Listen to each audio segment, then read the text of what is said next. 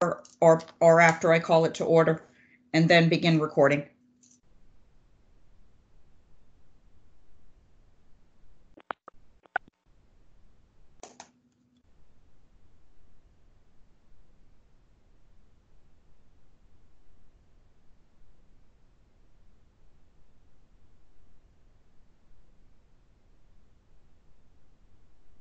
Okay, I see that the recording has begun. Julian, can you take yourself off mute, please? Thank you. Could you do a roll call, please? I will call the meeting to order, and it is 10:06 at this time. This meeting is being recorded. Good morning, everyone. I just hope everybody is healthy and doing well, and look forward to sometime soon being able to meet and see everybody in person. At this time, I'm Kimberly Kennison. I am chairing the meeting for Secretary McCaw. With me today is Christine Shaw, and she is the co-chair. She is the assistant for the treasurer, Sean Wooden. So we will be chairing this meeting, co-chairing this meeting today. And Julian, would you please do a roll call for the members? Mr. White.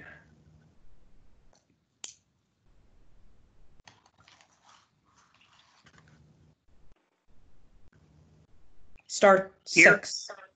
He's here. Mr. Here. Waxenberg. Here. Mr. Biller.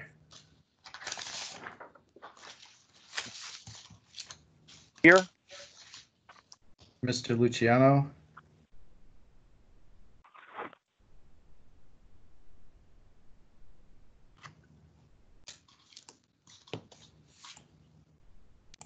Star 6.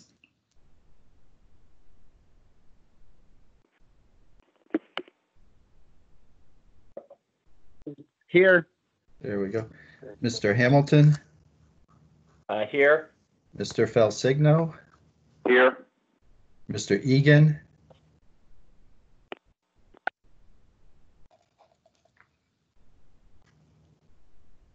Mr. Brockman.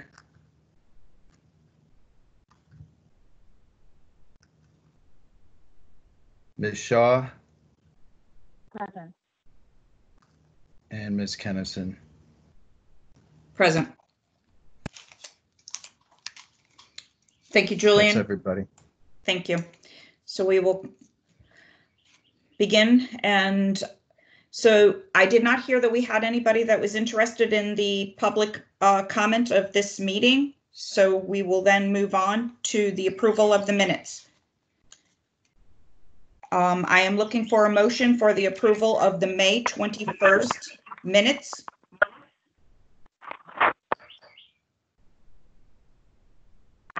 So moved. Who was that? Please state your name. Sam Luciano. Thank you, Sam. Tom Hamilton, second. Thank you, Tom. Any discussion?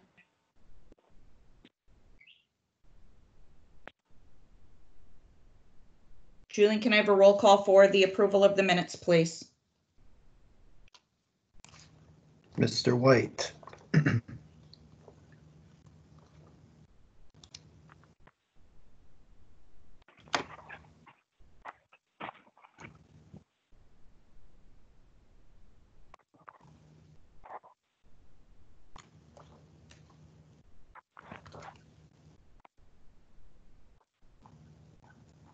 Star 6, Bob.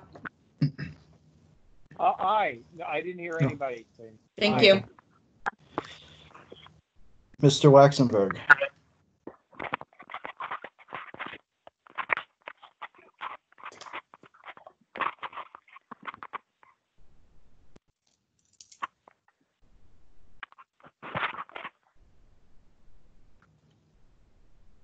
Yes. Mark, Thank he you. said.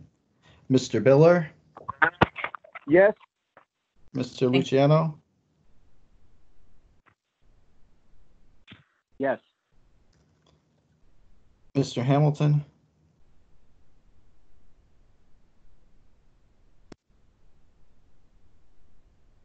I'm sorry, I disconnected. I'm back on. I don't know what the motion is. For execute approval of the min- minutes. Oh, I'm sorry. Okay, yes, I'm in favor of that. Thank you. Mr. Felsigno,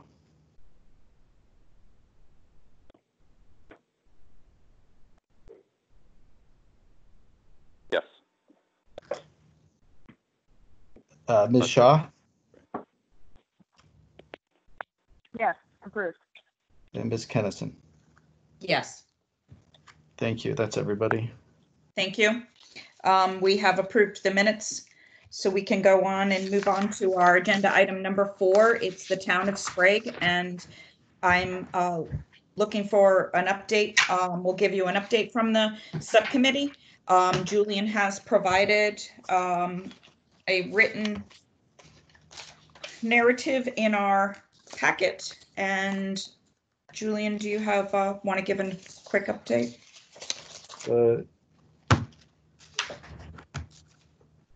The Sprague Subcommittee met on June 5th, and the subject matter of that meeting was essentially what's on the agenda for the full board today.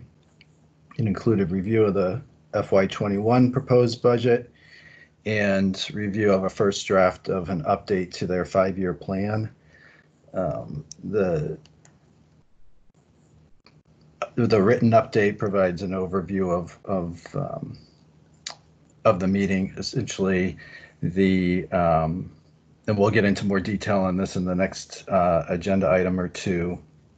That this committee did review the FY21 budget, which was on the revenue side in line with the previously approved 5-year plan. It included a mill rate increase of 1, property tax collection rate at 97%, similar to prior years, and level funding for state aid. There was considerable discussion on the projected expenditures and the budget in the context of projected changes in fund balance. And as we kind of shifted into the conversation about the 5-year projections, it highlighted some changes in the results and the progress being made towards restoring fund balance. The subcommittee provided its feedback, and we had continuing discussions with the town First Selectman's office and the superintendent's office. And since that time, we've received a revised draft to the 5-year plan that was distributed as a follow-up item to the meeting packet. So that went out, I believe, Friday. And so both of those items are on the agenda today. That was the extent of what we covered in that meeting. Thank you, Julian. So for today, at the subcommittee, it was our first opportunity to be able to look at that budget as well as the 5-year plan. The 5-year plan was like a draft, and I would call it a rough draft. And so since then, the budget did get approved at City Council, and we are here today to either take action or have discussions, definitely, about the budget. And Julian, were you going to go through the FY21 budget, or you want me to tee it up for the first selectman to walk the committee that Marb has not heard from about this budget as of yet?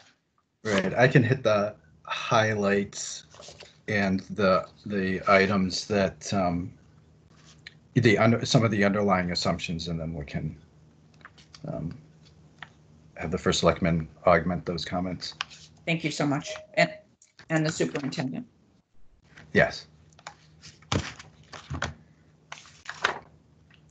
So, as I mentioned before, on the revenue side, what we found was a budget that was right in line with the previously adopted 5-year plan. Overall revenues go up by 1.6%. It's attributed entirely to property taxes. There was a 1 mil increase as had been projected in the previous plan. That generated a little under $160,000. There was a little bit of grand list growth at 0.4% that added another roughly $23,000 in revenue. The property tax collection rate remains at 97%, and there is in the cover memo that was distributed, there is a chart that illustrates how property tax collections have played out over the last dozen or so years, and reveals that there was a slight dip in collections in the last recession. There was a more significant dip that resulted from the unpaid taxes from the Fusion paperwork operation. But over the last couple of years, their actual collections have actually exceeded their budgeted target at 97%. State aid, like we've seen with the other municipalities, is level funded throughout the planning period. This is consistent with the state adopted budget.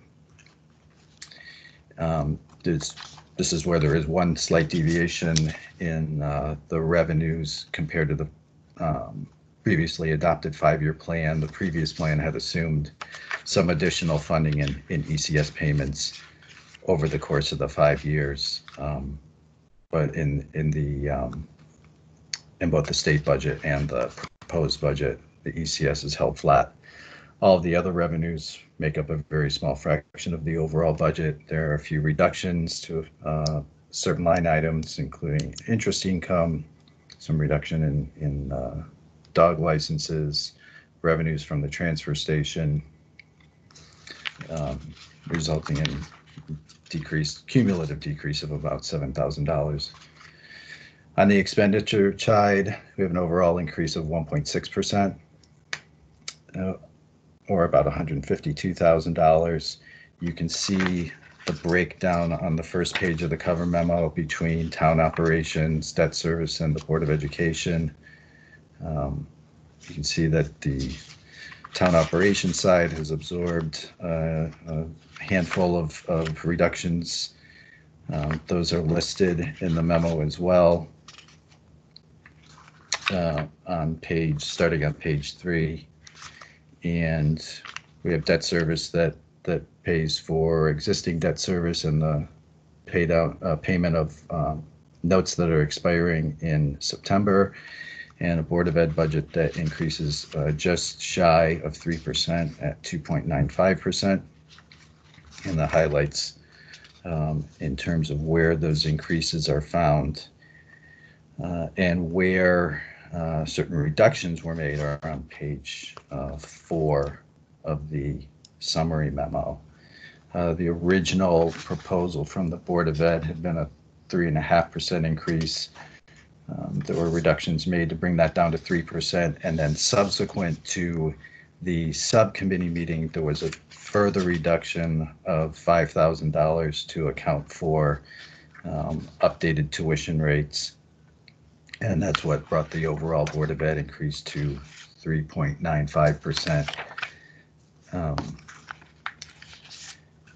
And then, well, I'll save discussion of fund balance to when we get to the 5-year plan, I think, or may come up during the conversation, but I'll give the superintendent and first selectman term to add their summary comments. Thank you, Julian. First Selectman, would you like to comment on your FY21 budget, please? Or superintendent?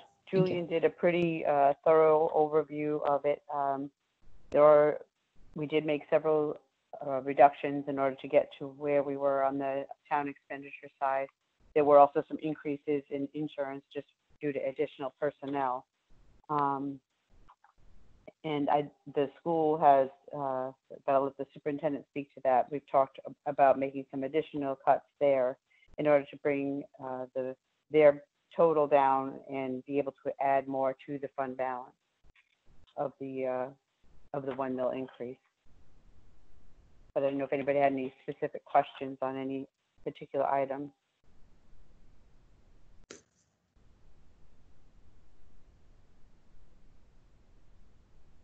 Any questions from the members?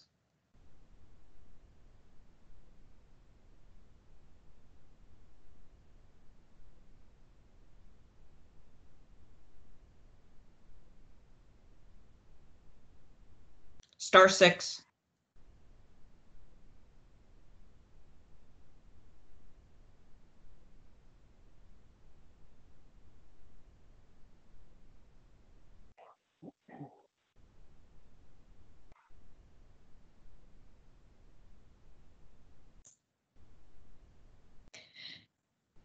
So I just want to bring to your attention, to the board's attention, is that in this overall budget, we have a 1 mil increase. And that, Julian brought that to everyone's attention, as well as the superintendent has. In addition to that, what really just needs to be noted is that the town took a large decrease, and within that decrease, they have definitely, come up to the plate to make some readjustments. Now, the Board of Ed has also made some adjustments, but also has some large increases, which is the 2.95%. In those increases, it's $192,000. And so I just want to make folks aware that we did hear at the subcommittee that it was a realignment that is needed, and there are some new positions that are there. I just question if this is the time or if this is not the time. But I just want to bring this to the committee's attention. And it might be easier to, while the town needs to move forward, so I'm cautious, and because the town does need to move forward in order to get their property tax bills out by the end of this week, because otherwise we will have a cash flow issue. So I think I'm definitely comfortable with the 1% revenue increase, but it might be shed a little bit more light if we do take a look at the 5-year plan and the impact of the FY21 budget and how the outcome of that with the 5-year plan goes hand in hand. But at this time, I think that would be helpful just to put it in content, because I know Mr. White likes to see those pieces together, and then we could then decide if we should take action today on the FY21 budget, because it has been approved through their Board of Finance and locally, but the 5-year plan has not. It is still a work in process. Does anybody have any comments or questions about this? Madam Chair, if I may, Bill Hull, Superintendent. Yes. 2 points. One, I unilaterally took the budget down with some board members' knowledge, an additional 30. That gives us a 2.5% increase. That decrease has to be approved by the board, but I think the Board of Ed will approve them moving forward. It doesn't change the budget. It changes our budget. It doesn't change the overall town budget. And the other fact that because of, I guess, good luck and also some skill on our business manager, we anticipate giving back at least $150,000 to the town that they can use for a fund balance also this year. We believe right now conservatively it's 150. It may go higher. Thank you. That is great news to bring to this board's attention, Superintendent. And I appreciate you going back and further identifying some additional cuts. Can you state what the 30,000 would be relevant to as far as a change that you would be proposing? No, because it hasn't been approved by the board, but we believe that we could find 130. It would be some hourly cuts in some positions. There would also be some a little bit more in tuition savings also. The other thing I would like to say is we're projecting going forward budget should not grow as much due to the fact that we should have in the future a decrease in tuition and special ed. Okay.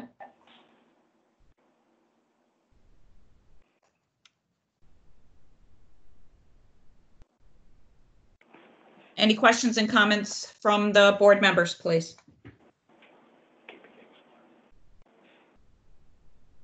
Yeah, this is Tom Hamilton. I'm wondering whether either on the town side or the Board of Education side, were there any adjustments made to the budget or any consideration given to COVID-19 and the potential impact that may have on expenses for either the town or the Board of Education?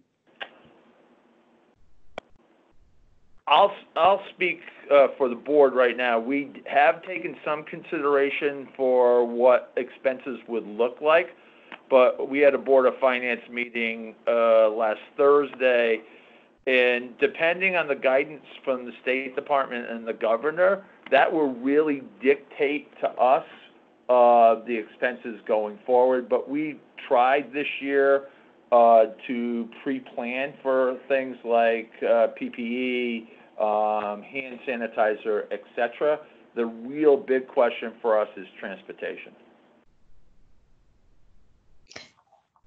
Any further And then on the transportation? No, we're still negotiating with our vendor right now, Thank you. who has been obstinate. It would probably be the best word I can use. I'd like to use stronger language, but obstinate is the word I'll use. Okay. And then on the town side, this is the first selectman, we also did take a look at the potential COVID expenses. I think ours on our side would be much less, and we have also already put a lot of things into place and tried to be looking ahead. So we don't think there would be very much impact on our side. Thank you. Mr. Hamilton, for the committee's purpose, just so you're aware, under the CARES Act that was distributed for the towns, Sprague is entitled to get about $50,000 of reimbursement on their COVID expenses.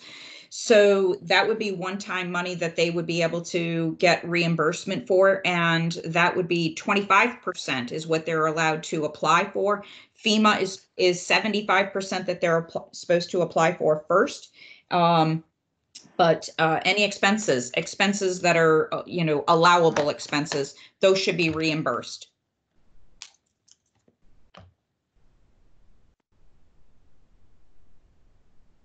Okay, thank you. I appreciate that. You're welcome. Any other comments or questions for the town?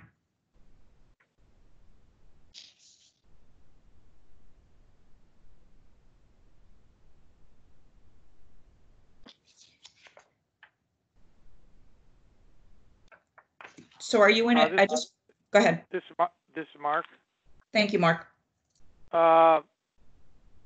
It's my understanding that we've MARB approved up to $900,000 to Sprague.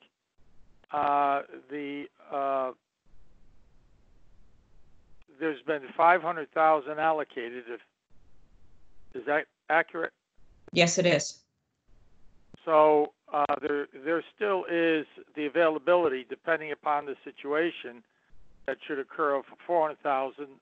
Of course, we shouldn't use that as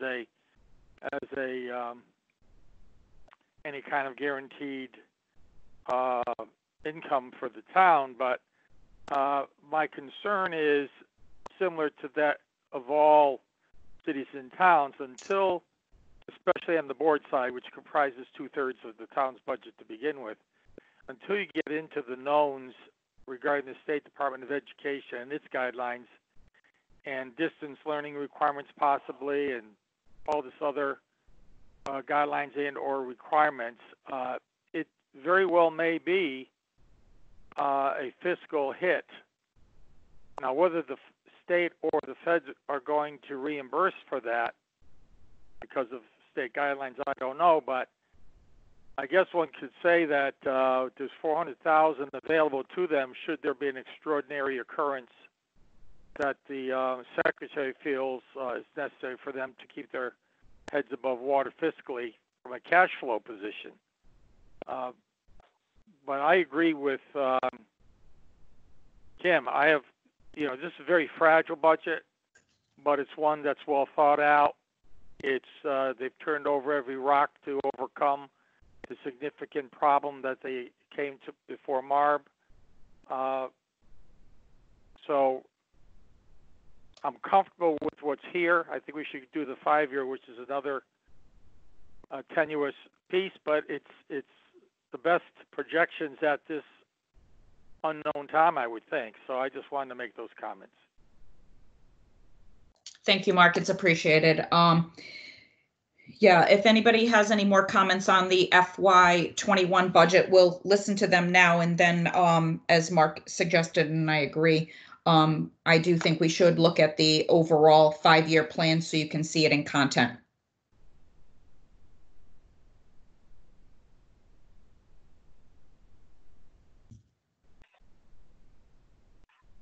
No comments? Okay. Julian, do you want to give a highlight of the 5-year plan that's in front of us? Thank you.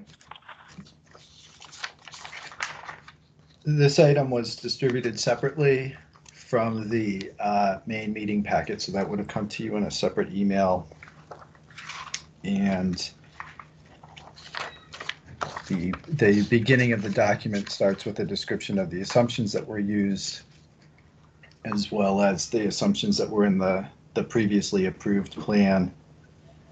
You'll see that they built in the grand list growth from October 2019, of course, for the first year of the plan, which is FY21, and then going forward are using the same assumption, which is no growth for the out years. The assumptions for the mill rates are entirely consistent with what was in the previous plan. Very few changes. As you kind of look through that table that shows the year-to-year or the plan-to-plan comparison,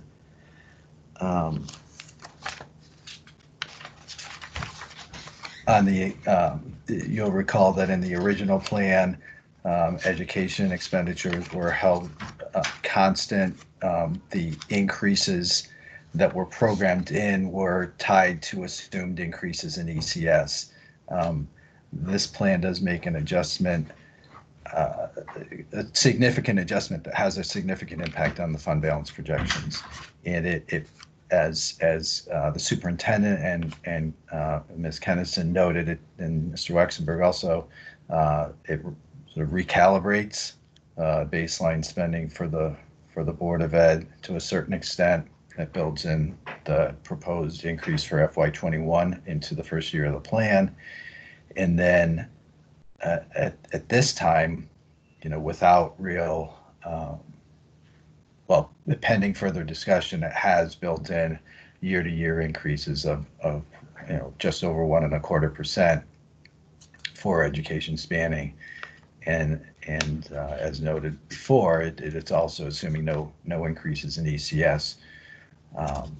So if you fast forward in the document to the final page of the draft plan, you'll see the resulting impact on fund balance projections, and that the restoration of fund balance is obviously a slower process as a result of these changes.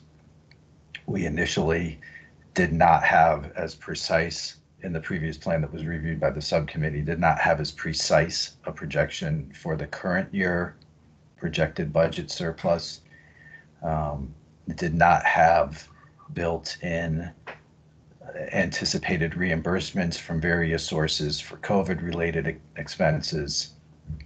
And so those changes, and also the additional reductions that the superintendent described he is expecting to propose were built into these revised projections.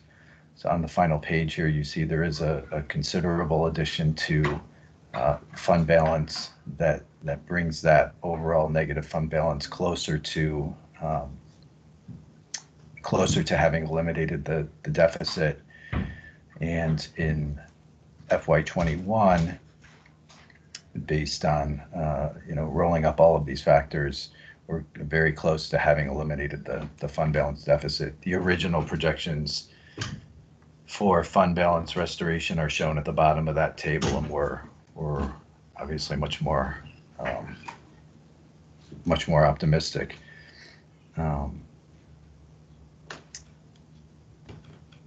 And so this is what I would describe as the starting point, or a stepping off point for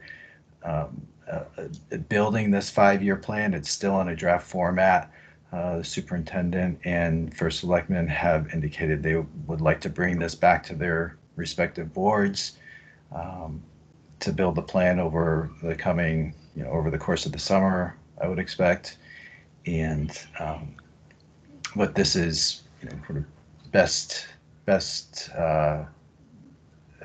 effort at making these multi-year projections at this time, and kind of how the town will pull its fund balance out of negative territory.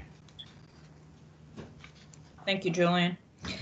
So one other thing I want to bring to the board's attention is on the fund balance projection. First, I appreciate the work that the first selectman as well as the superintendent did in paying attention to the plan and understanding that it did need a lot of work, and taking the criticism from the subcommittee and the OPM staff to make sure that they, put another look at this and put it under a microscope. I do think there might be a little bit more work to be done here. However, I do appreciate the efforts that have been put forth. One of the things that I do want to bring to the attention is when you're comparing it to the original plan included in fiscal year 20 that the lease for the Willimantic Waste of the $325,000 agreement, it was originally planned that revenue would attribute to the fund balance. And if it had, rather than the requirement of GASB that it's a balance sheet item rather than a profit and loss, it would impact the fund balance, then the picture would have been different. They would have been in line. And I'm appreciative that the fact that the surplus that is going to be given back this year for the one time, because that has also helped substantially in closing the gap for some of the gap for the FY 2020 fund balance. And with the changes that the superintendent mentioned today, it sounds as if that the plan for FY21 would then close that gap and put it in a positive fund balance. So I would probably say, as Julian mentioned, it's a recalibrate, because when you look at those out years, not having that lease, that one-time money, that made a big difference.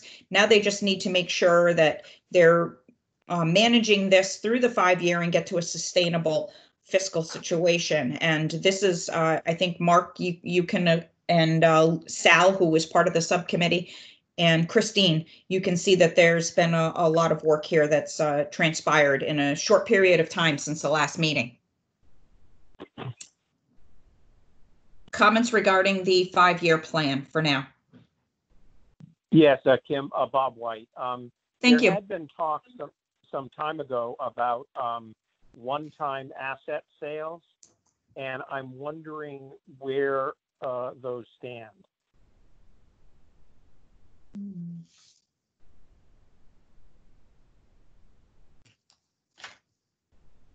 I don't recall that, First Selectman. I think those sales had already transpired, but I don't recall any new sales. First Okay, Selectman. that could, so they're done, and you've got the cash and moving on. Okay. Yeah, to my knowledge, I am No. not aware of any new. No, I don't think there's anything new. I think that was like the metal sales. Right. Yeah, that's all been completed. So there was supposed to be another parcel of property, but that sale fell through. That was about $31,000, but that sale fell through based on getting a clear title search. So.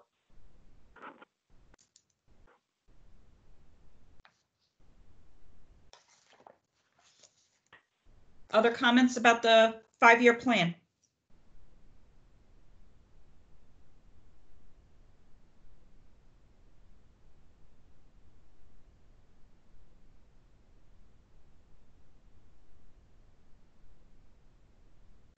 Okay, do we want to take a motion to accept the FY21 budget? This is Mark, so moved. Thank you, Mark. Second. Salvaciano. I'm sorry, I didn't hear that. Second, Salvaciano. Thank you, Sal.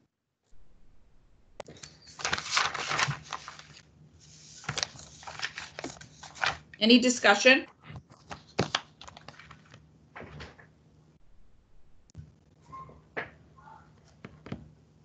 Julian, could I have a roll call, please? Mr. White,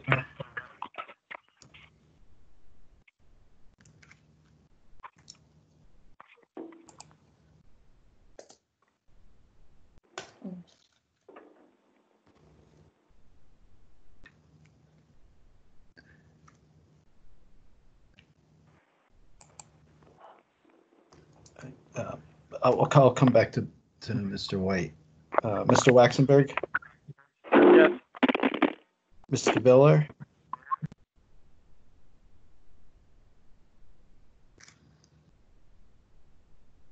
Hello? Yes. hello? Yeah, I'm sorry. Bob I'm White. muted. I was I'm muted. cut off. I'm muted. I was cut off and Yeah. had to come back. I'm in a rural area. So I think Mr. Biller just voted yes, is that correct? That is yes. I'm sorry. Okay, thank you. I'll come back. And What are Mr. we White, voting on? the FY21 budget for the town of Sprague.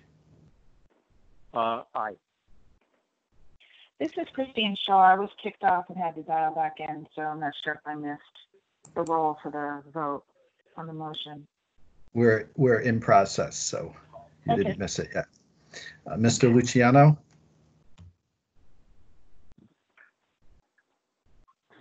Yes.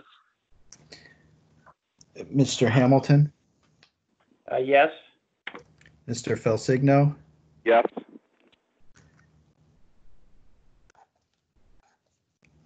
Ms. Shaw,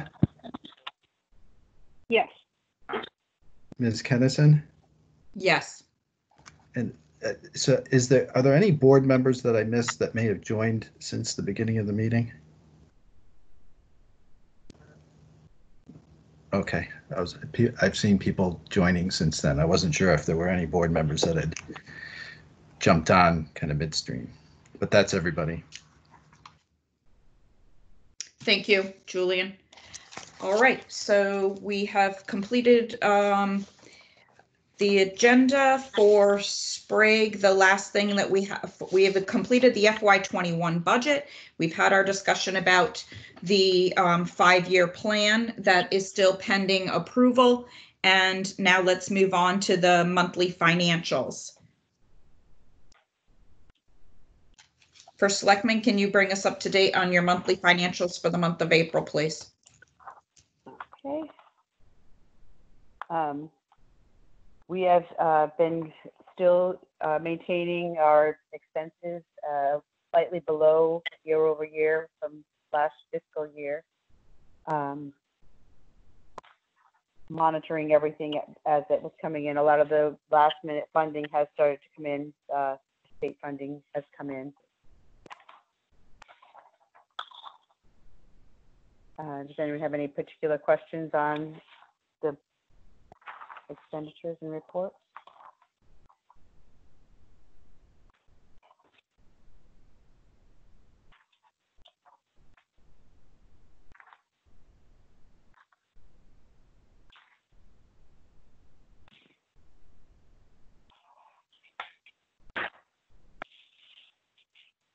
No questions?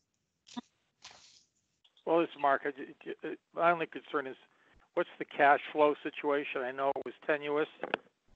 What does it look like now for paying of bills? And do you still have an outstanding bill for that Norwich Free Academy tuition, or is that whittled down, taken care of, or when, if there is one, when do you hope to close that out?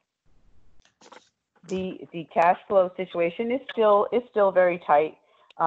We have narrowed it down considerably from earlier in the year, or even at the end of, in December. We've tightened it quite a bit where everything is under 60 days.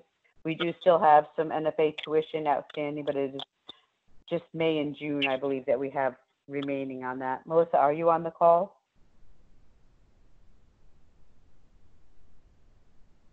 Okay, she would know for sure, but yeah, we're narrowing it quite well, and the superintendent's office and our office have been monitoring spending to try to be able to narrow that even further, so that we can try to get a better handle on the expenditures.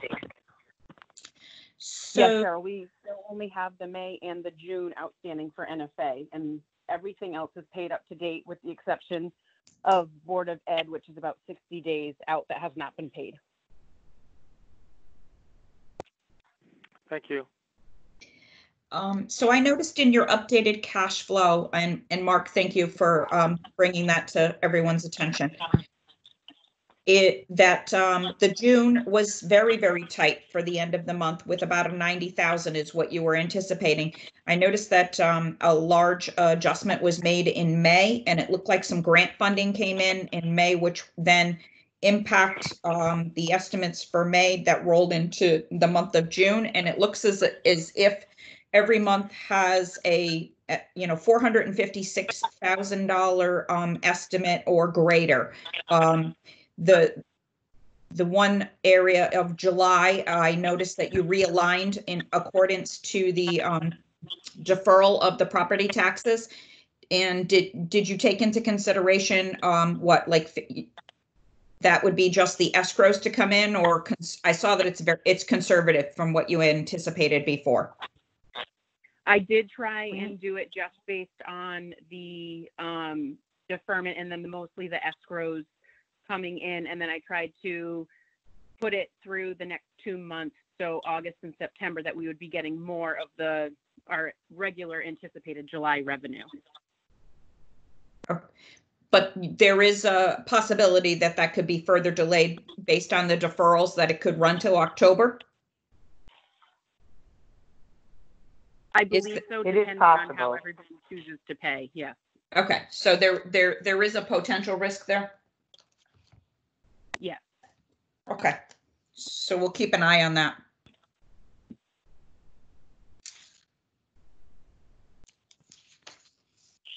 All righty. Any other questions from the committee on the monthlies?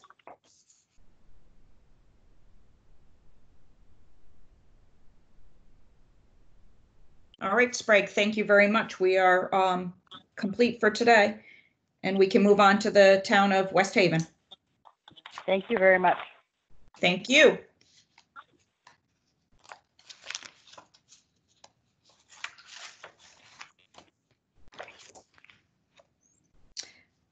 Julian, would you like to give an update about the subcommittee, or there no lack of?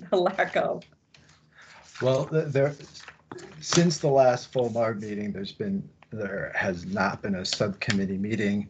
At the last MARB meeting, the board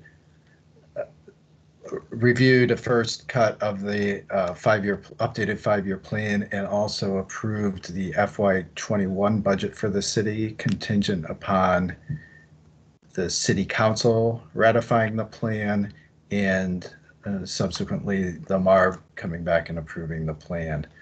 So Since that time, the city council did take action on the plan. There were some relatively minor adjustments, movement around of the mill rate in the out years. In the package that you received, there's you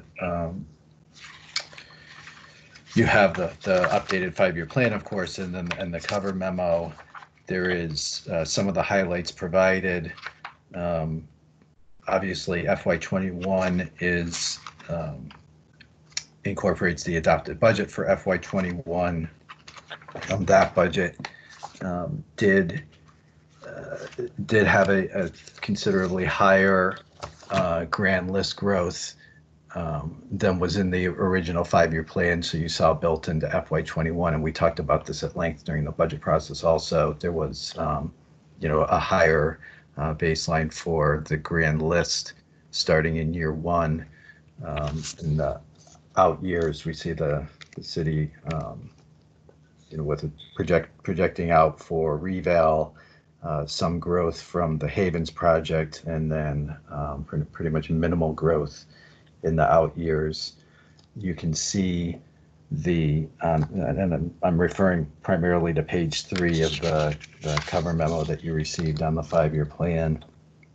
You can see in the year-by-year comparisons of the assumptions used, the mill rates as they are programmed into the plan. The use of restructuring funds has not changed from plan to plan. It still has built in $4 million in the upcoming fiscal year, followed by $2 million, and then it's zeroed out in the final 3 years of the plan. You'll see that the fund balance projections grow at a slower pace, ultimately reaching roughly the same dollar level by FY23. The big jump occurs from FY22 to FY23 as a result of the retirement of the previously issued pension obligation bonds. And then there's some additional grand list growth, additional fund balance growth in the final 2 years of the plan as well. I will defer to the finance director and mayor to highlight any other significant adjustments made to the plan.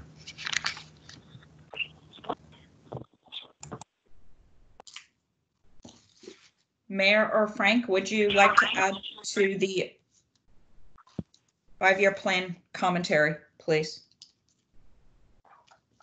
Yes, good morning. This is Frank. No, I Good think morning, Julian's Frank. reviewing. Good morning. I think Julian's review was spot on.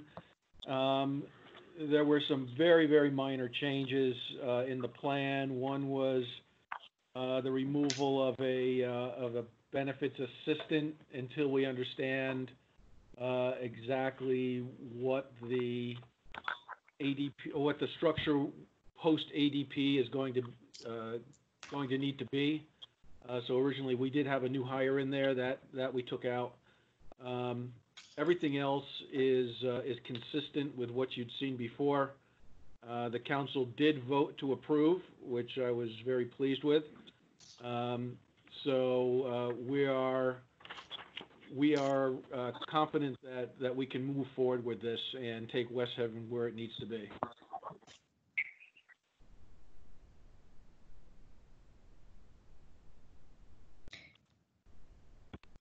Thank you, Frank. I think that definitely says a lot, since last year it took the council an awful long time. I think that last year's 5-year plan wasn't approved until this year because it was a requirement for you and the mayor to get this approved this year. Right after the budget, it says a lot, and the active role that the council has been taking regarding the West Haven's budget. So I think it looked as if there has been some good collaboration as they attended the last MARB meeting to bring us up to date and participate, as well as with the subcommittee. Comments from the board members?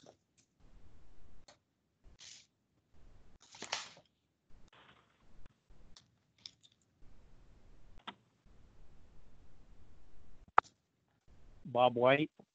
Yes. Hello?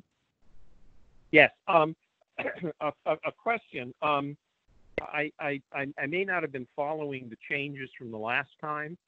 At the last meeting, there was some concern about the mill rate going out being a little too high.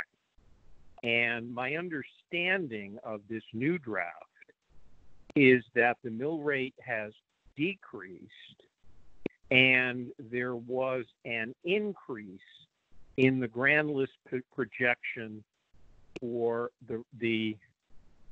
for I guess this year. Is that accurate? And if so, why the increase in the grand list projection?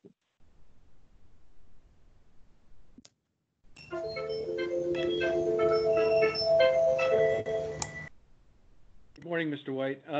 No, I don't believe there was a change to the grand list projections. The original 5-year plan, the draft that was provided to you, I believe included the grand lists that we used on the budget itself in fiscal 21.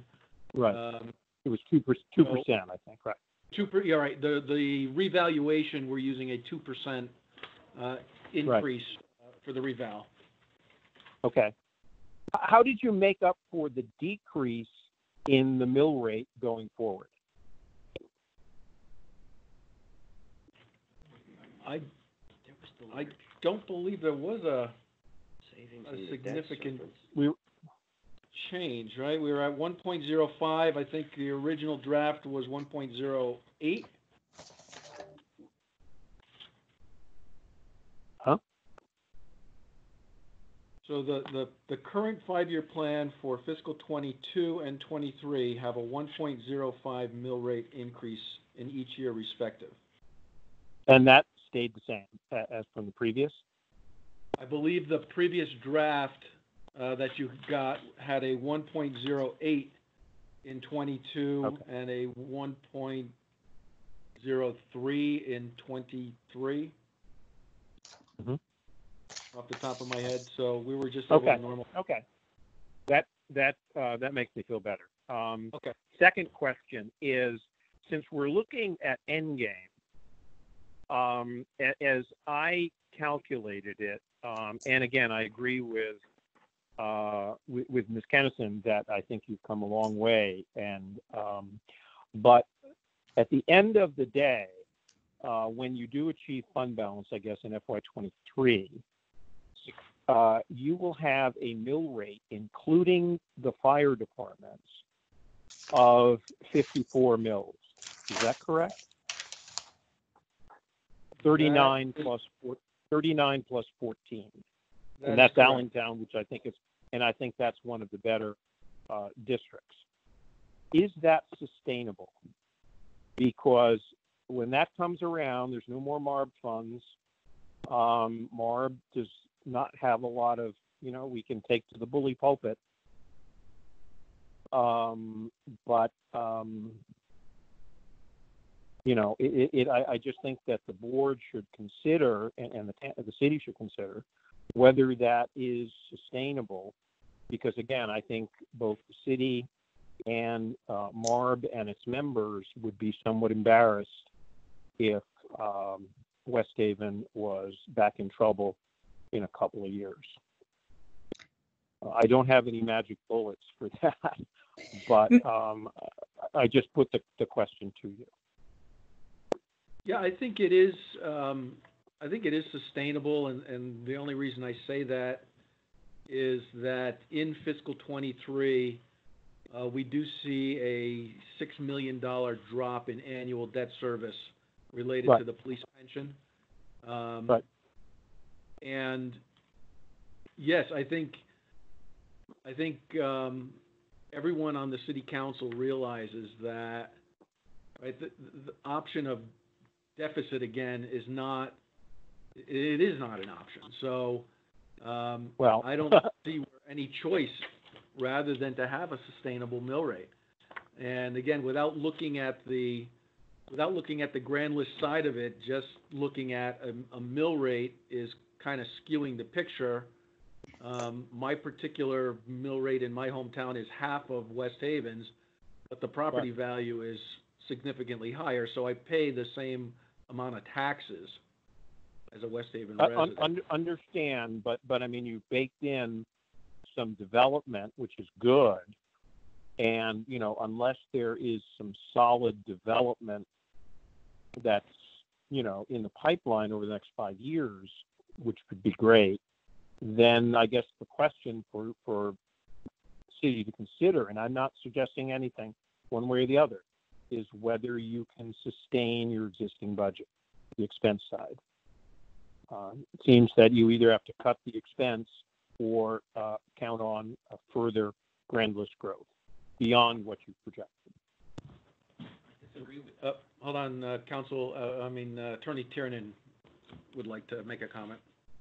Yeah, with respect, Mr. White, Attorney Lee Tiernan, City of West Haven. I think you're not factoring in 20 years of mismanagement of the City of West Haven.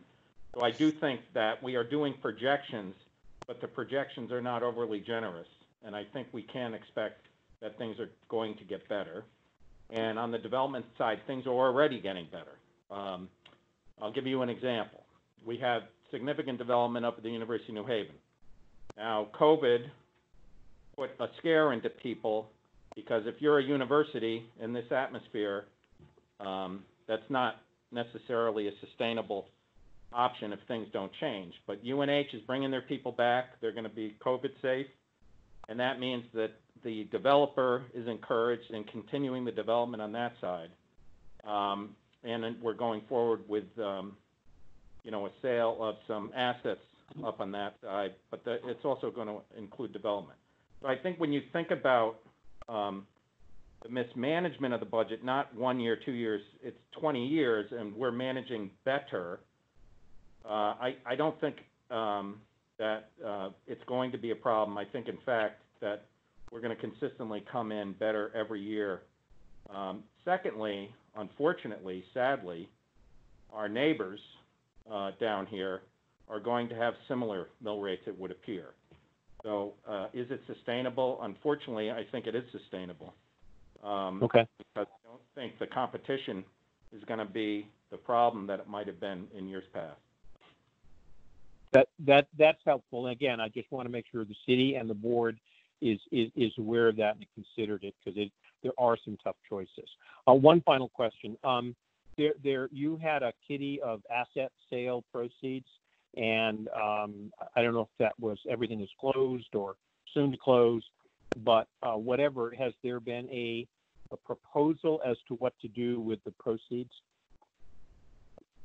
Yeah, we anticipate putting sale of asset revenues in next year's budget, because if we can get through this year's budget, why not make life easier? So any sale of asset revenue brought in, it's going to be in next year's budget. We will. You mean for operations? No, it'll be available. I think it's pretty much universally held that the preference would be reduction in different areas of debt, like the OPEB trust, or reduction in healthcare liability columns, or the reduction in workers' comp liability columns. So I don't think anybody's thinking asset sale revenue would only be used in the budget, the overall budget, as a revenue source to pay payroll or something, as a last resort, only if we were in that status situation. We're anticipating using it the way we all agree it should be used, which is reduction of underlying areas of debt, which we have a few to pick from. Right, and I thought that would be for us to consider next year. Is that right? Correct. We have not layered any revenues from sale of asset into either the fiscal 21 budget or the 5-year plan that has been adopted by the city. That would be a windfall, a surplus. Okay. I like that And- word. Yeah, and just so you know, Frank, if you guys wouldn't necessarily know this, but it's to your benefit. Frank, I can say with confidence, has no political weathervane. So he will provide you with information concerning asset sales as they come in. He's not going to play hide the ball with anything. Mr. White, this is Michael Milone. I just wanted to add one thing. About a year ago, the mayor did submit a plan at the request of Marv outlining the process the city would follow in the case of the sale of surplus property. And I don't have it in front of me, but there were 4 or 5 steps that had to be followed. And basically, the guideline was designed such that only as a last resort would the city use these types of revenues as one-time budget revenues. As Attorney Tiernan said, basically what it was designed to do is either to be redirected to fund balance or to be allocated to pay off liabilities in other special revenue accounts, but not to be budgeted in the general fund as a budget balancing item. Understood. But Thank the other you. thing, as between where it's allocated, that would come before the MARB with your proposal for next year's budget. That's fine. Correct. Thank you. Yeah, certainly by way of information, yes. Any other members have any questions regarding the 5-year plan? Yes. I just have a quick question. Christine Shaw. Steve Belsigno. Hold on, Steve. Christine piped in first. Thank you. No problem. Christine. Just a quick question. Thank you. Curious to know what accounts for the zero growth factor for the grand list for motor vehicles, and just a little bit of insight into the assumptions that went into the fairly modest growth factors for real estate. I think we're capped on the motor vehicle rate, so that's not going to change. And the modest growth that's built in there would be for normal, ongoing renovations that people do to their homes. All right, it says it's 0% though for each of the years from 22 on for the motor vehicle grand list.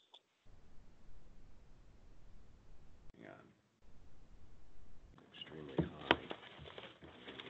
high. Is that an error? Yeah. No, that was put in there as a. I mean, yeah, we could put a small increase on that as well. Fair point. We could take it up. And for the real estate personal property, for each of the next 4 years, the rate is half of what we saw in 21. Actually, less than half. So it just jumped out as kind of out of sync with experience. Yeah, and again, fair point. But again, adjusting the grand list is not going to impact the tax revenues, other than increase the grand list will mean a lower mill rate. The tax revenues needed in those years are what they are, right? So no matter what bucket we put it in, it's still going to have to tie out to the needed revenues, if that makes sense. Okay. All right, thank you. Thank you. Stephen?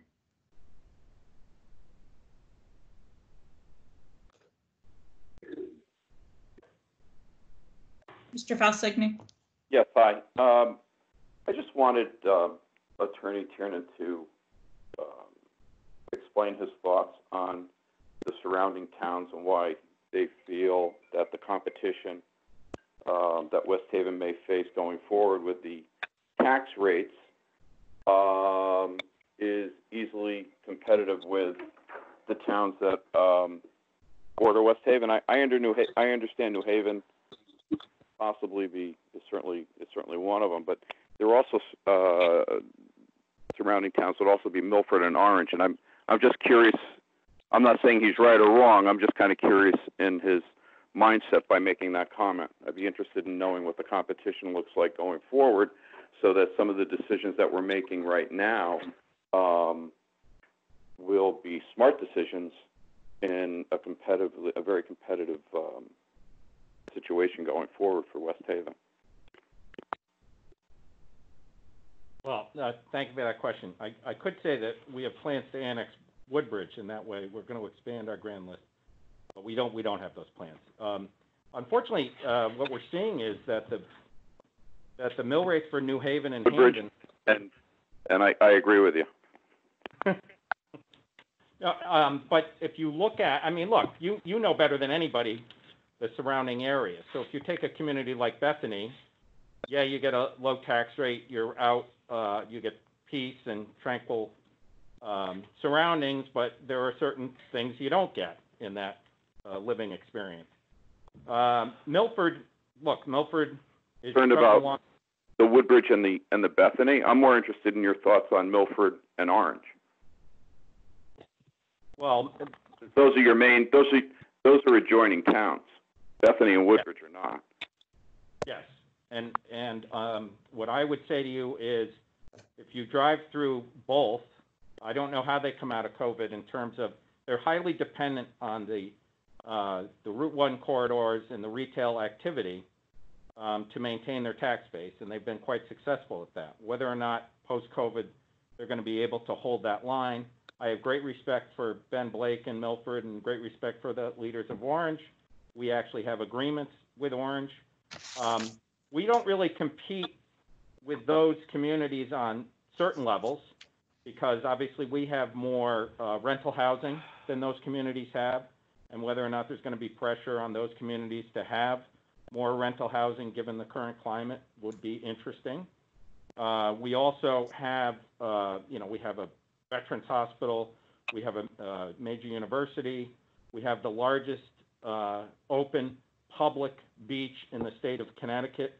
So we're a completely different community in a lot of respects, attracting different types of people. On the flip side, the data clearly indicates that we are attracting people who used to rent in New Haven, for instance, as renters, as owners of rental property, people coming in to develop rental property. Yes, the mill rate in Milford, I don't know, it's 26 or 30. It's pretty low. We can't compete with the mill rate in Milford, but I would say to you that Milford and Orange are completely different communities than West Haven. You also have to remember, we are stuck with the dynamic that we are the smallest densely populated city in the state, 10.8 square miles. We can't change that. I joked about annexing Woodbridge, but we can't change that. So we have to operate within the scheme that we have, and we can only do the best that we can. But I think given all the elements, yes, this is a sustainable rate. And yes, you're going to see mill rates go up. And, we have certain attractions. We're going to have a new high school that's going to attract people in. We have seen an influx of New York people buying property, coming to rental property. You can go to our beach right now and you'll find more New York plates than you've found in the past. So that's a reality that's happening. We have, lower real estate prices than the surrounding towns have, probably in part because of the mill rate. But notwithstanding, I would submit that the biggest reason why I think the mill rate is sustainable is because people who live here won't be living in the crisis that they've had in the past, and that they will have a government that's operating responsibly and efficiently. And I think if you give the public the understanding that their money, people spending their money are good stewards of that spending, then I think you have a better chance at maintaining the mill rate that we have. But obviously we're going to be looking at reducing the mill rate anywhere we can. But it's Fantasy Island to put that in a budget right now. We're trying to give you, the MARB board, the best, most cogent view of our 5-year plan and budget that we can. Thank you, Leigh. For your comment. Any other comments from the board members, please? This is Mark. Yes, Mark. I don't doubt the self-identified 20 years of mismanagement, because he wouldn't have been before MARB, in effect twice, even though there wasn't a MARB. And I appreciate the hard work and effort to get to where you are now, but getting back to Bob White's combined mill rate of over 50, I do believe that the sustainability on the town side is probably there, because that's at 35 in that area. And over the 5 years, you're making a good faith attempt, if not to try to right the ship and to maintain some true realistic forecast for the future as best you can. But as I said before, and I think MARB and Mike Walsh is on the line, and he doesn't have to comment, I'm sure he feels the same way. You've got competing interests that make you unique.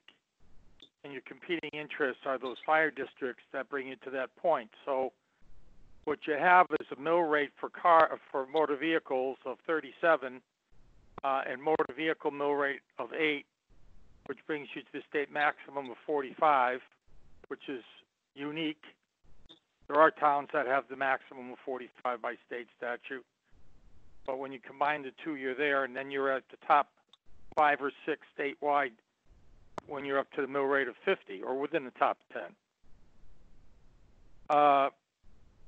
Holding the line on the town side, I think, is admirable, and the 5-year plan shows you're trying to do that. The difficulty is going to be the competition, and when that dam breaks or the bubble bursts on your fire departments, the town is going to have a significant decision to make, whatever it is, because that's the sustainability. Let me ask if you don't mind, and I don't know if anybody has this answer, but the 5-year plan for Allentown I'm looking at, and I don't know if the other two, West Shore or the First District, has done a 5-year plan like Allentown has done, which I find admirable for them to try to put the pieces and parts together to match that of the towns. It shows a mill rate. It shows a grand list increase of over 8%. Is that the impact? In other words, why is there such a disconnect between the Allentown mill rate of increase of over 8% on motor vehicle, is 8.27% from 20 to 21, and I'm not concentrating on the 5-year plan. And on the real estate, the increase for 20 is 2.09, 21 is 3.29, and then it flattens out to 0.05. Is that the Havens project that's giving? Is the Havens project within their fire district, and they're assuming the impact of the grand list affecting their budget to the tune of over 2% and then over 3%? But I'm confused about the motor vehicle piece of over 8%. As Ms. Shaw said, you're showing zeros, and here they are showing a 2% increase for this year and an over 8% increase. So I guess I'm confused as to the disconnect between the two. I know they're different, but you would think one would have if you're doing an 8% increase in motor vehicles in the Allentown Fire District, that would have some impact on the town side regarding growth factor in motor vehicles. And also, they're doing a growth factor of 2% for this year and 3% next year on personal property. You would assume that would have, again, a diluted factor because it's so. I know you may not be able to answer the 5-year plan or how they put Allentown together, but I give kudos to the town side and to everybody that's worked hard to get theirs online. But as I've stated from the beginning, and I think Marv has stated, what the anchor that's dragging you down and going to drag you down is that are the unknowns regarding these fire districts, and that's just a concern that's going to probably happen after Marv is out of the picture. Yes, Mr. Waxman, Attorney Lee Tiernan. The only comment I would make, because I know Ms. Kennison wants to keep this thing moving, is that is right. I can say optimistically that, and I would credit, even if I don't know who else would, but I would credit having Marv influence, that the budget process for the two districts that are not controlled or are merged with the city fire districts is changed. It's clearly changed. They're clearly recognizing the pension shortfall, and they're clearly trying to do something about it, which you could argue maybe they really weren't focused on that in the past. I will agree with you. Yeah, I think that's a positive move in the right direction. I'm afraid I'm not prepared, nor is Frank prepared to answer your other question, but we will go back and look at that. I do know that, and I'll use a legal term, there was a boo-boo made in terms of motor vehicle taxes in the past with Allentown, where they weren't recouping their full amount that we've corrected. I don't know if that has an impact, but we will get you that answer. In terms of personal property tax, there's a lot of positive development going on in Allentown. So I think an increase in the personal property tax in that particular district probably makes sense, because you're going to have more retail, you're probably going to have more medical facilities, you're going to have, hopefully restaurants if we get back here strong. So they're probably accurately reflecting that increase, and it probably mirrors the increase they've had as that development has been progressing. Okay, thank you. Thank you. Any other comments or questions on the 5-year plan?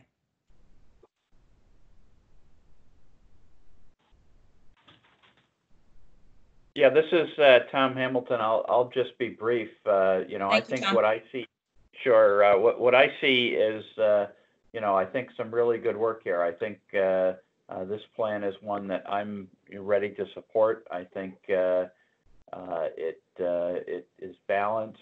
It is addressing finally some of their long-term liabilities. I think it's got realistic mill rate adjustments over the next several years that are necessary, and so I'm ready to support this plan. Thank you. If we have no more comments, could I get a motion?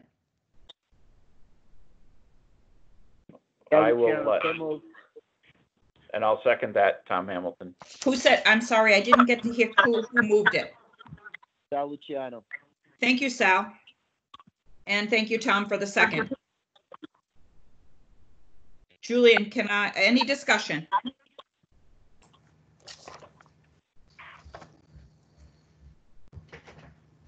No discussion. Julian, could I please have a roll call for this vote?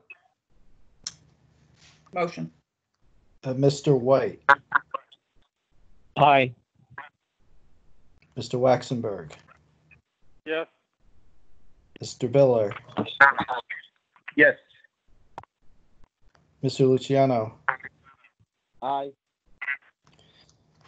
Mr. Hamilton. Aye. Mr. Felsigno.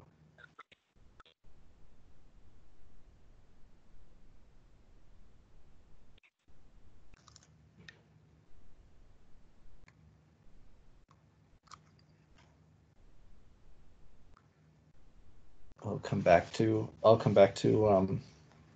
Steve. Matt Brockman joined the meeting earlier. Mr. Brockman?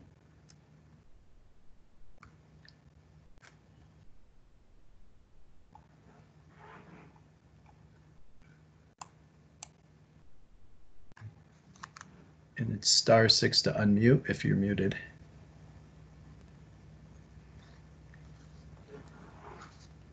Thank you. I was muted. Aye. Thank you. Ms. Shaw? Aye. Ms. Kennison, Aye. Mr. Felsigno,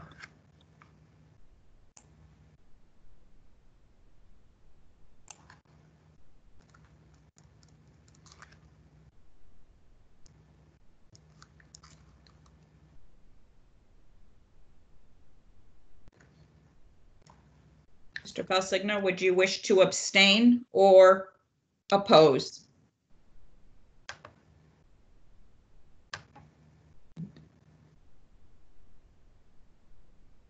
Looks as if he might have left the meeting or got dropped off. right, I'll check with him later and get his vote for the record if he wants it on the record. Okay, thank you. Otherwise, it's, yeah, In unanimous. case we can't hear him. Okay. Right. All right, we have approved the 5-year plan for the city of West Haven. Thank you, everybody. I do appreciate that. We need to move on to the next agenda item, which is an update on the monthly report for the month of April. Frank, can you give us an update, please? So very quickly, you have the report in front of you. We have been monitoring the revenues throughout this whole COVID scare. When this document was prepared, we had not yet completed the lien sale process.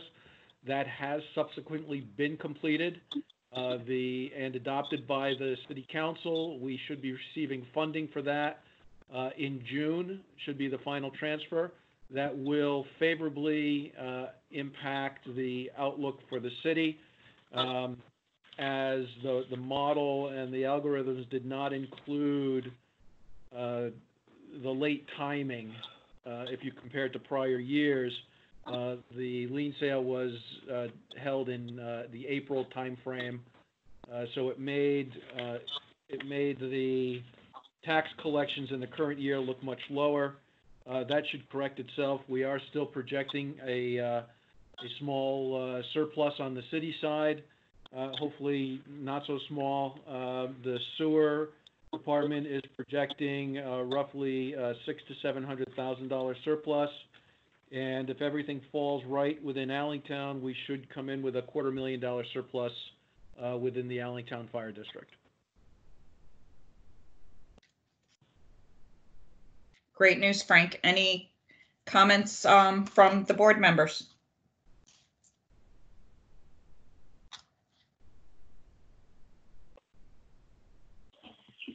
A quick question, Bob White. Frank, is there any impact on collections as a result of COVID? We haven't really seen anything yet. The tax bills went out last week for the new year. Okay. We are in the process of setting up a payment area within the city hall so that people can actually get the taxes paid. So I'll know better once I see the July numbers come through. Thank you.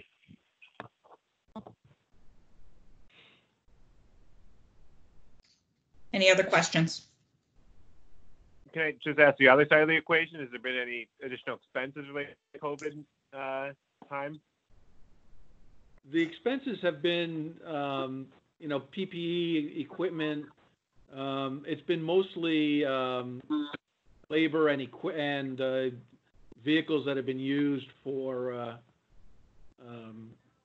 activities during the crisis. I haven't seen any major uptick as far as expenses or expenditures coming through. We have set up an account within the Munis system to help us track it, and as long as everybody is using that correctly, we should have a better idea as the months go through.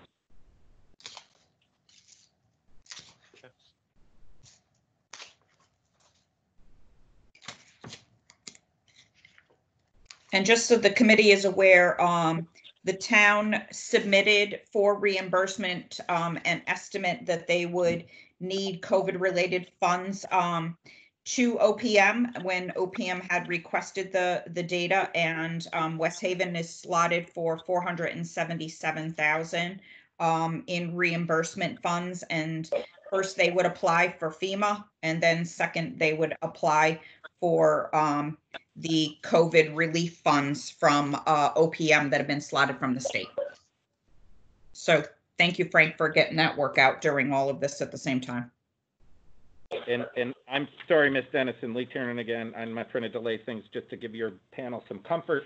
There's also approximately $450,000 in CDBG funds COVID related, some of which are going to be utilized by the city public health department primarily. Thank you.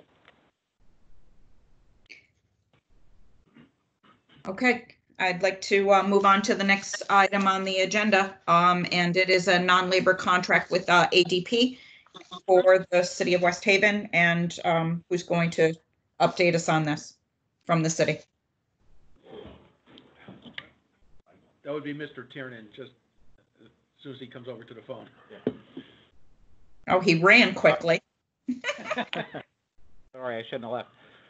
Okay, so first thing the panel should know is I can show you a 2012 survey of utilizing ADP services in West Haven. So this is not just envisioned as part of our requirements to get better at what we do through MARB, and we'll call it encouragement. Our payroll system is as antiquated could be. There are certain elements of our payroll system where people still use legal pads and pens. Having ADP here seemed to make sense. We did have some challenges with payroll in the last year. And it allows us, the other thing that the ADP contract is going to encourage and allow us to keep gravitating towards is partnerships with the Board of Ed. So for example, the point person for this contract will be a Board of Ed person. It'll be specifically a person who's new, comes well referenced, doesn't come in with any blinders about that's the way we did it in the past. And she will be the point person with ADP. We've had a couple meetings already. We anticipate them coming in, and I can't tell you, obviously, specifically, we're going to have to wait for them to give us guidance on that to some degree, specifically what's going to change. But if it goes the way we think it's going to go, obviously, there will be significant efficiencies. And the other thing, ADP allows us to leverage data they just have all kinds of data that we're going to be allowed to leverage, and that will probably improve our operations as well. So we're excited, we're encouraged. We negotiated with ADP, we got them to come down on their original bid. It was between them and another major player in the field. But obviously they're the big kahuna, and we're encouraged that this is a positive direction for the city. Thank you. Just want to remind the board members that we do not take any action on this. It is our opportunity to listen and just discuss. And in the essence of time, I also want to bring that to everyone's attention that we are at 11:30, and I do want to end this on time. If possible, we still have one more town to go. But I want to open this up for discussion from the board members.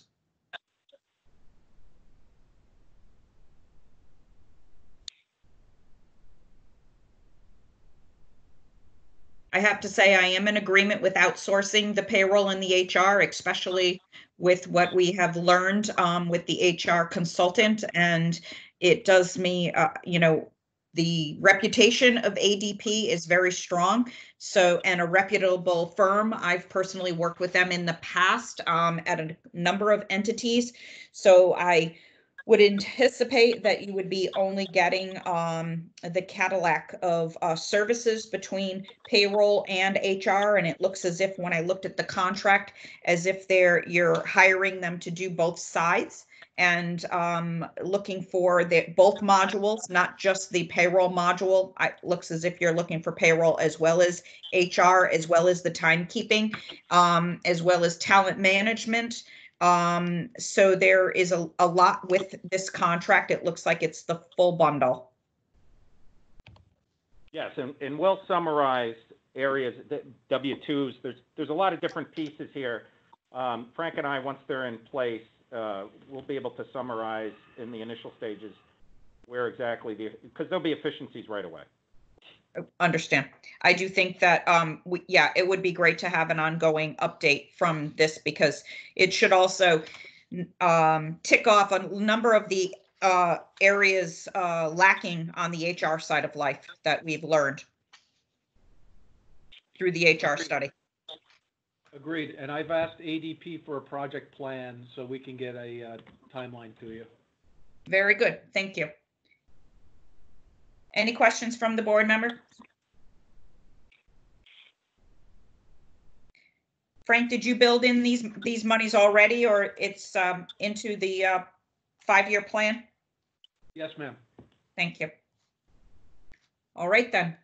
I think that sums it up for us for today, and we are ready to move on to the City of Hartford. I want to thank the town of West Haven for your good work, as well as the collaboration that you've had with the council. And I'm excited to see that we have the 5-year plan completed and approved prior to July 1st. Thank you all. The goal next year is actually to have the 5-year plan and the budget presented at the same time. Well, you made a lot of progress.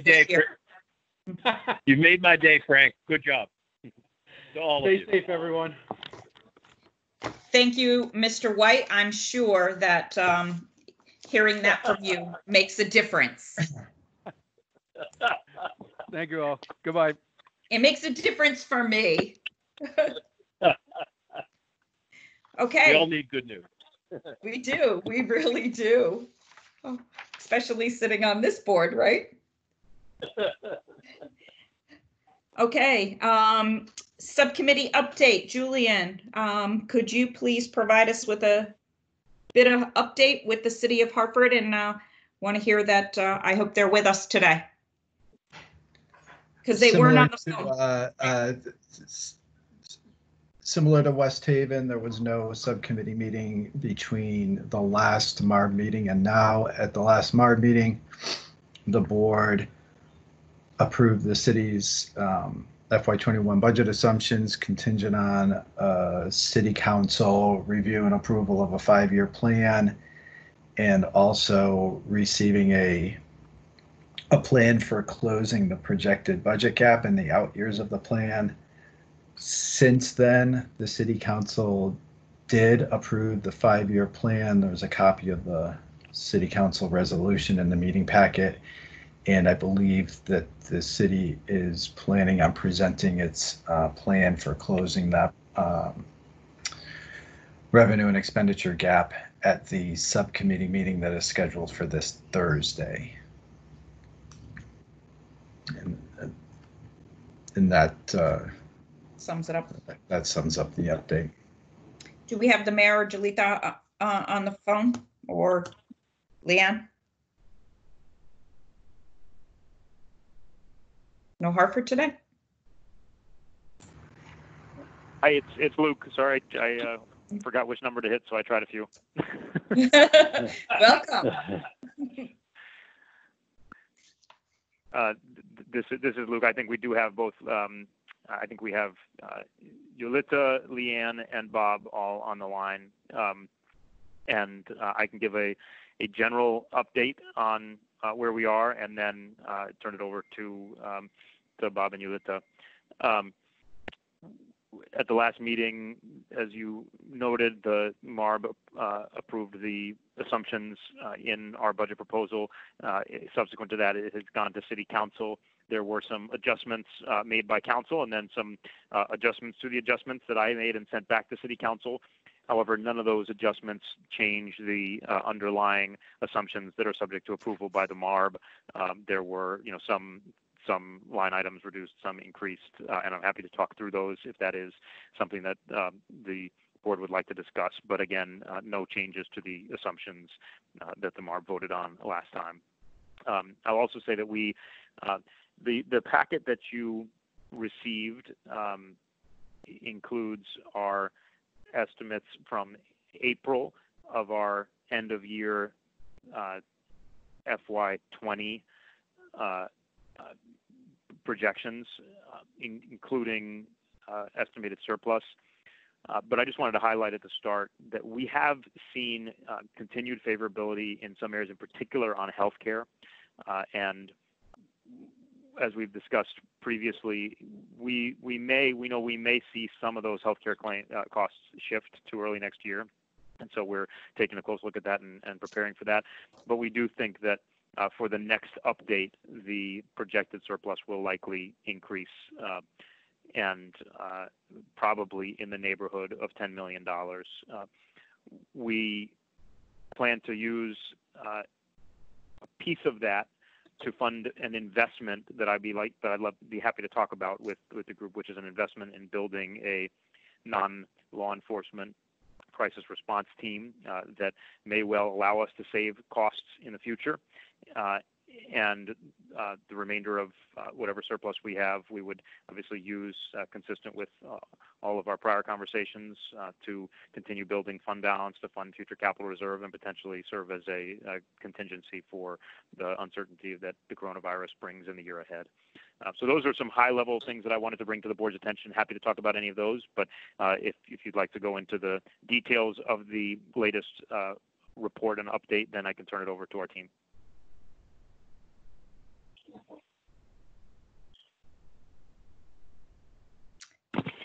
This is Bob White. If we have some time, because I don't think we have too many substantive things.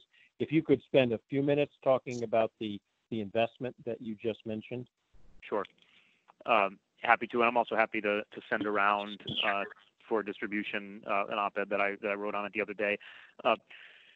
What we are proposing to do is to build a crisis response team, which is a team of trained non-law enforcement professionals who are training in dealing with mental health issues, emotional distress, trauma, addiction, who can respond to certain calls for service in place of police.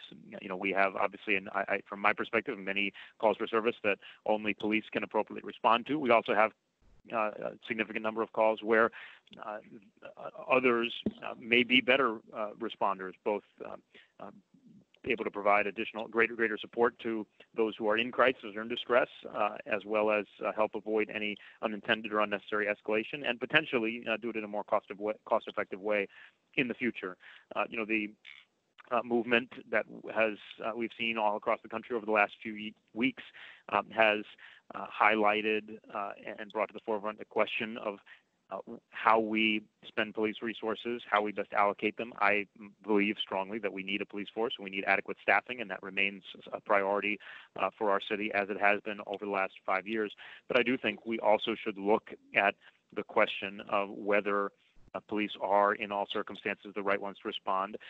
But you cannot simply shift the responsibility away from police if you've not built the alternative. And so in this modest scale, we are committed to build that alternative over the next 4 years. And specifically, the proposal is to take $5 million over 4 years. $500,000 this year to design and begin building, $1 million next year to scale up, $1.5 million in the third year, and $2 million in the fourth year. Those numbers are partly based on some of the models that we've seen elsewhere around the country. The most widely recognized and lauded model is called the CAHOOTS model in Eugene, Oregon, which is similar, actually slightly larger population geographic area, but spends about $2 million on the program called Crisis Assistance Helping Out on the Streets, or CAHOOTS, which has been found both to be effective in its response and also to save some significant resources when it comes to overtime and staffing. And so that is our intention. That's our desire, and I think that it has the potential to be an efficiency measure over the long term, but we have to build it carefully and deliberately and put a plan in place now. Thank you, Mayor. I find this very interesting, and really glad to see that the city of Hartford is looking at this, especially with what's going on. I am not familiar with the CAHOOTS model, so that's something I will learn about. I don't know if any of the board members are. This is Christine Shaw, Mayor. Thank you for that update. I'm not familiar with that model, but I'm curious to know if you expect any sources of support, financial, any grants or other revenue sources to support this new initiative? So we absolutely will be pursuing them. I can't tell you whether or not there are philanthropic organizations that will be prioritizing the funding of initiatives like this. There are a few other communities around the country that are doing the same thing now. Albuquerque, for example, in the last week has committed to do this. San Francisco has as well. I suspect there are philanthropic organizations that will take a look at this and will certainly go after it, but I can't tell you, with confidence how many opportunities there will be. Thank you. At the state level, there is a very small version of this right now. There is a mobile crisis response team, I believe just really one person or one car in the Hartford area that's operated out of Capital Region Mental Health, which is a part of the Department of Mental Health and Addiction Services. And, as a complement to this, I'd love to see that scaled up a little bit. I'd love to see some investment of that in that, both here and elsewhere, that I think could complement this initiative in an important way.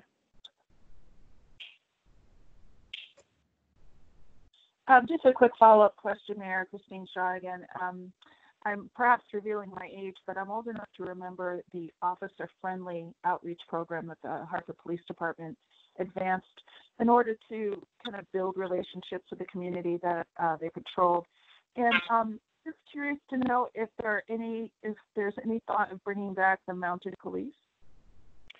I don't think that we are likely to bring back the mounted police, but in terms of trying to make sure that our officers are out of their cars and building relationships and building trust, that's absolutely a priority. It's also one of the reasons why we think it's necessary to maintain an adequate staffing level that allows us to not just run from call to call, but have the ability to have community service officers and walk beats and others who are able to build that kind of relationship. Okay. Thank you. Any other questions from the board members?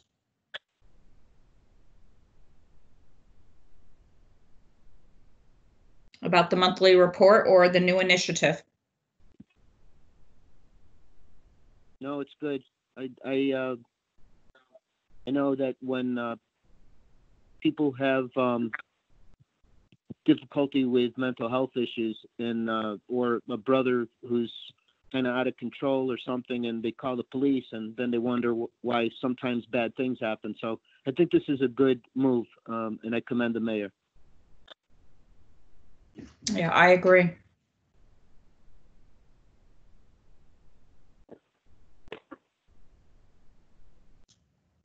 All right. I know that one last thing, that the council is having their final budget meeting this evening. So I anticipate that their final actions will remain consistent with everything the board has approved. They have the authority at this meeting to take actions that would either increase or decrease the mill rate. I think it's unlikely that happens, but just to let you know where the final step of the process stands. Okay. Is that regarding the budget, or that's regarding the 5-year plan? That's regarding the budget. Okay. And so they have already voted affirmatively on the resolution that approves the 5-year plan. Noting again, as we've noted in this setting, that plan does not include the assumptions about general wage increases, because we don't think, while we want to be conscious of them and not let them fall out of sight, we also don't want to include assumptions there before we've had those negotiations. Understand.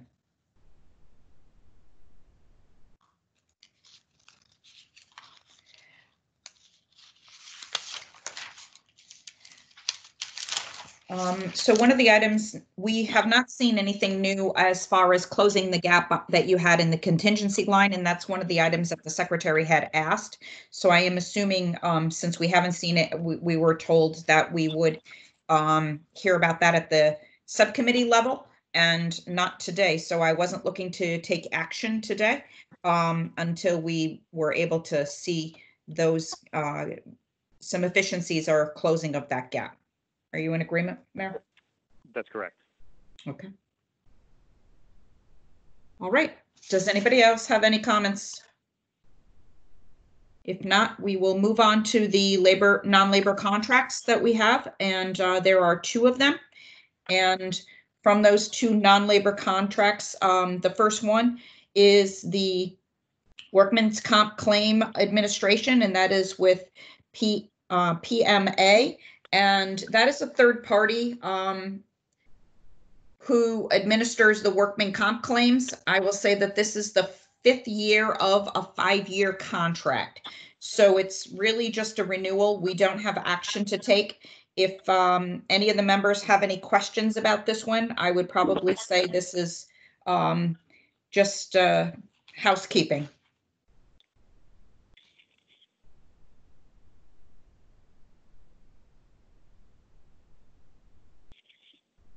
No questions. Okay, then we'll move on to the second contract, which is the Summer Youth Employment Program. And that, I think, is the first time that we're seeing this particular request, unless I'm mistaken. And who is going to discuss this from the city side today? Hi, yes, this is Kim Oliver, Director of Department of Families, Children, Youth, and Recreation. Good morning. Good morning, Kim. Thank you for joining us. Thank you. I'm going to refer everyone to page, I believe it's 211 in the packet of materials. There's just a couple of slides here that speak to this contract. We do summer youth employment every single year, and we build it into our general fund. The reason that we are already asking about the contract is because we need to quickly execute as soon as able on the first week, really, of July in order to provide cash flow to our community-based organizations who actually pay our young people. So our contract is actually with Capital Workforce Partners, who is the Regional Workforce Development Board. The plan is to serve about 900 young people through this program in Hartford. Again, the Summer Youth Employment and Learning Program. This is a sole source contract. We sole source it because they are the region's Workforce Development Board. They are able to match funding from the state as well as private philanthropy, and they've been working in the space of summer youth employment work for the past 20 plus years.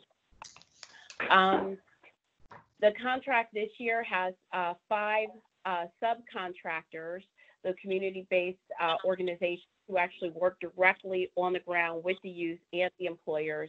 And those organizations are listed out Blue Hills Civic Association, which is now Building Hartford through Community Action. They changed their name there. Center for Latino Progress, Community Renewal Team, Educational Data Systems Incorporated, and our piece of the pie. Also this year, because especially what's going on with the pandemic, we thought it was really important to review this contract and all of our work through the lens of COVID, and really wanted to continue to prioritize our high-risk incoming ninth graders, as many of you probably are aware, is a very vulnerable spot for our young people and becoming dropouts, as well as our graduating high school seniors. We will be able to serve young people of all ages and all grades, but we did want to lift up those 2 groups as key priority areas. The program goals continue here for 85% to meet expectations.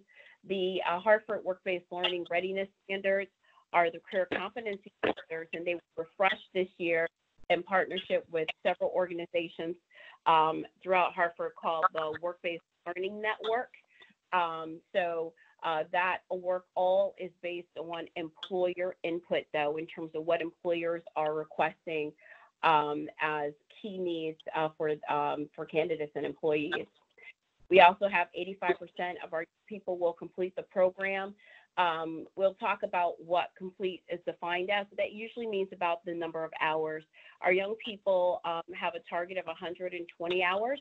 We ask them to try to make 108 hours. Sometimes they don't need it. It's because they have a late start, or perhaps they got a job opportunity. But for the most part, it's about 108 hours that we ask them to complete. And then finally, that youth, of course, will continue their education or enter employment, 90% of them. So I'm now moving to the second slide just to talk about our results for FY 2020. Similarly, you'll notice the outcomes reflect of what our outcomes are expected for FY 21. But going into deeper, when we look at the competency review from our employers, so our employers actually review every single young person that they work with and go through the different competencies. Our target is that they are considered meeting. At least 85% of our young people are considered meeting. This year it was 84%, so we missed it by a 1%, but that was an increase of 2% year over year. Also, though 93% of employers indicated that they would hire to get and a significant increase from year over year. So one of the things that we find is that sometimes employers will give capital workforce partners and us feedback that our expectations are very high for young people who are many times this is their first job. However, we think it's important for young people to see where they are so that they know what they need to continue to work on. So moving on to outcome number 2, that's 108 hours of program activity as well as a career portfolio. Depending on where you are in the program, your career portfolio may look a little different. Usually it always includes your resume and doing a resume process. But for some of our young people, if they're working on presentations and projects, etc., they also may be working on a dream resume. That is also part of their career portfolio. Again, we had an 85% target. We came in at about 82%. This was highly driven by the number of hours, even though, again, it was increased year over year. One of the things that we found was we tried to include some flexibility because there was some funding left last year so that they could start later. But of course, the later you start in the summer, the least likely you are, or at least a decreased likelihood that you're going to be able to get in all of the hours. So we did see that primarily driven by that. And then finally, our third outcome here is in terms of our young people continuing education or employment. We actually had about 95%, there was an increase, and it's broken out by this 82% of returning to high school and 13% enrolling in post-secondary education. We also added 2 additional, which is we had a rising sophomore class cohort of about 20 young people, and 93% of them were continuing their education, as well as we had 5% across the board of young people who directly went into work, unsubsidized real work at the end of the program. Any questions?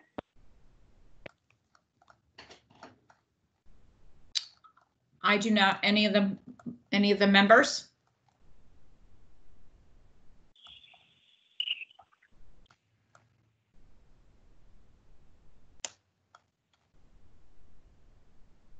Looks like we do not have any questions. Thank you so much, Kim. I appreciate you walking us through this program. How many years has this program been going? Is this the first year? No, not at all. This year, this program has been going on for more than 10 years. Oh, okay. And it's something that, we're probably one of the only cities that includes it as part of our general fund as matching funds to private dollars. So we're really proud of the program.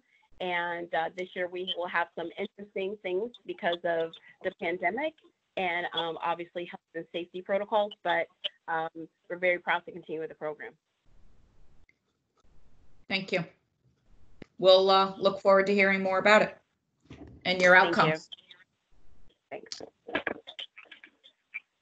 That concludes the town parts of the agenda for today. I have one update that I need to bring to your attention, which is we received the resignation from Scott Jackson, so he will no longer be with us as a member, and we're sad to see him go. He was instrumental when he was with us, and but he's got a heavy lift in his new responsibilities.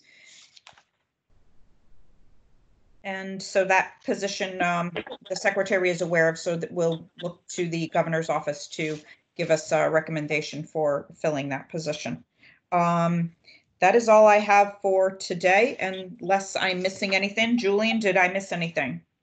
You did not miss anything. Thank you. All right, can I get a motion to adjourn? Sal Luciano, motion to adjourn. Thank you, Sal. Oh, I heard voice, but I didn't know who it was. Oh, David Biller, second. Thank you, David. No problem. All right. Thank you all for your time today, and appreciate your support. Thank you, Paul. Thank you. Meeting is adjourned. Thanks. Stay safe. Everybody stay safe.